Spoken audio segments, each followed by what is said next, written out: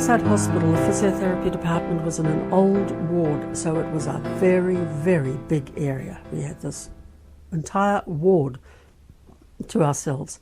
We had an area, it was partitioned, so we had an area we called the gym, we had an area we called the department, we had an area with whirlpools and wax baths and things as well, and we even had the corridor going away from it down at the bottom, at the end of which was our change room and toilets and things, and we had a little wee relaxation room there away from everywhere else. So we had a colossal area of space. It was in the old grey building, which has since been demolished, a great big concrete building that looked like something from medieval, well, not medieval, but 20th century England, 20th century, 19th century England. It was really old and grey and forbidding and foreboding. But we had this lovely big department.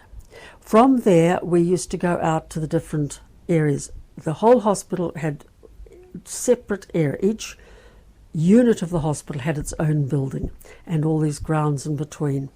With big cricket fields and bowling green and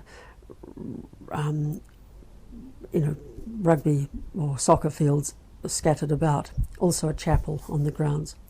So it was very, very spaced, and we often used to just ride our bicycles from one place to the other because it saved time.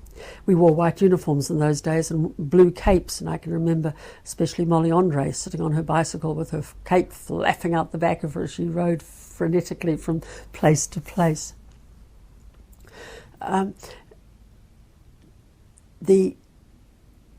was the acute service that we used to see. There was the patients there were the rehabilitation wards, which were often younger patients with schizophrenia and illnesses like that who were in a program of rehabilitation to try and get them back out into the community.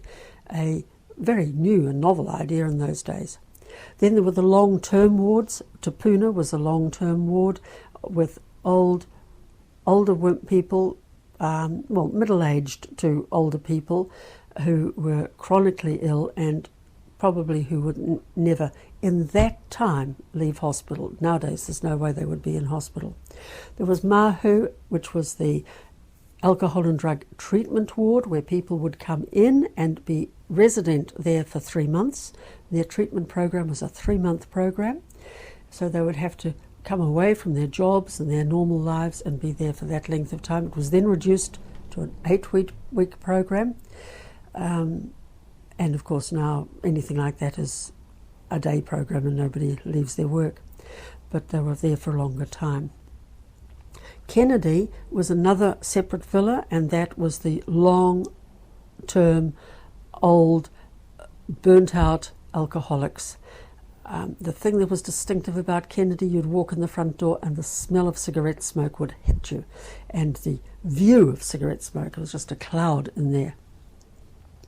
But they were all mostly with Korsakoff's dementia and other illnesses, poor mental state, but illnesses related to drug and alcohol, specifically in those days alcohol abuse. Drugs weren't the same issue that they are now.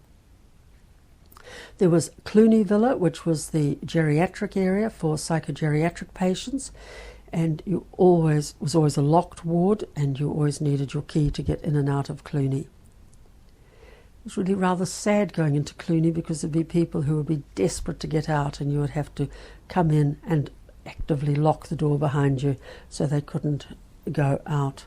There was also, what were they called? Oh, there was another area of geriatrics. Oh, their name's gone.